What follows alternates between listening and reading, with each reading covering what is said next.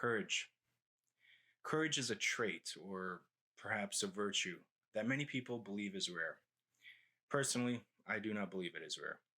I believe that in today's age, we may not necessarily have had the opportunity to exhibit courage in a grand manner. I personally believe we all have varying levels of courage, because courage may present itself in a smaller form more often than the grander ones. Regardless of how small or grand the moment is, it's usually memorable. For example, if you've witnessed someone defend a classmate or a colleague from an unjust accusation, you most likely remember it pretty well. If you have witnessed someone run into a burning building, you most likely remember it vividly. Today, I want to discuss the courage that puts everything on the line. Courage of individuals like Lieutenant Colonel Stuart Scheller, who knew very well the consequences of his actions. My name is Lieutenant Colonel Stu Scheller, United States Marine Corps. I'm the current battalion commander for Advanced Infantry Training Battalion. I've been in the Marine Infantry for 17 years. Started my tour with Victor 1-8, the current unit that's doing perimeter security, dealing with the mess that's going on there. Not making this video because it's potentially an emotional time. Making it because I have a growing discontent and contempt for my perceived ineptitude at the foreign policy level, and I want to specifically ask some questions to some of my senior leaders. And I'll say, as a person that's not at 20 years, I feel like I have a lot to lose. If you play chess, you can only see 2 to 3 moves out because there's too many variables. I thought through if I post this video, what might happen to me, especially if the video picks up traction, if I have the courage to post it. But I think what you believe in can only be defined by what you're willing to risk.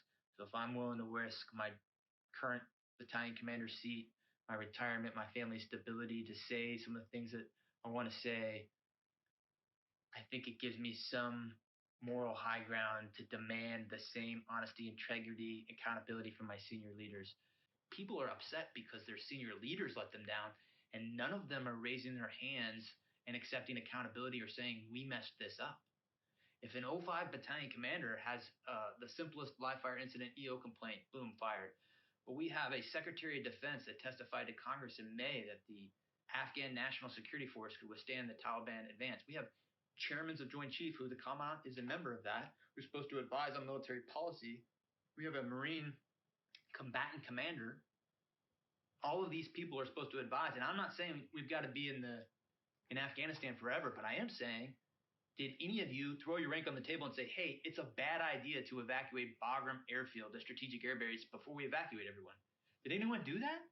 And when you didn't think to do that, did anyone raise their hand and say, we completely messed this up? I've got battalion commander friends right now that are posting similar things, and they're saying, wondering if all the lives were lost and if it was in vain, all those people that we've lost over the last 20 years. And he goes on to say that we're all part of a chain. While every link may not be tested, the strength of the chain is only as strong as each link, and you got to be, good link, something like that. And what I'll say is, from my position, potentially all those people did die in vain if we don't have senior leaders that own up and raise their hand and say, we did not do this well in the end. Without that, we just keep repeating the same mistakes. This amalgamation of the economic / corporate / political / higher military ranks are not holding up their end of the bargain. I want to say this very strongly. I have been fighting for 17 years. I am willing to throw it all away to say to my senior leaders, I demand accountability. This man, just a few years shy of a comfy retirement, which for an 05 or maybe an 06 by the time he retired would have been roughly 70,000 K a year on the low side. This virtuous man called out those responsible for the catastrophe that we witnessed in Afghanistan. The morning when it all began, seeing footage of people hanging off of C-17s and falling to their deaths. I'm sure most of you felt the same way that I did. The same despair, the same rage. Days later, in an attempt to police a very chaotic situation developing out there, 2 or maybe 3 suicide bombings occurred, costing the lives of many. And among those many were 13 US service members. Soon after, Colonel Scheller released his video, and I had only seen an edited version of the original the following morning. I remember saying that he was definitely going to get fired, and not even 24 hours later, he was relieved of command. Colonel Scheller represents the type of leader that we need right now. We need people that understand the situation that we are in and aren't afraid of doing what is right regardless of the consequences. We need leaders that can inspire us, that can encourage us to dig deep within ourselves and find our very own courage, however much we may have within us.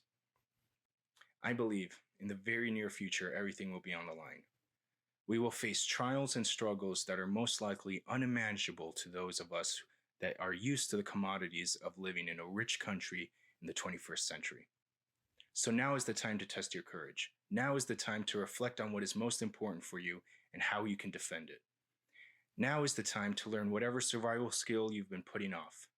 If you are able to inspire those around you, do so. Look out for your local Colonel Scheller. Who knows, maybe that person is you. Hopefully, nothing that I believe is coming will come.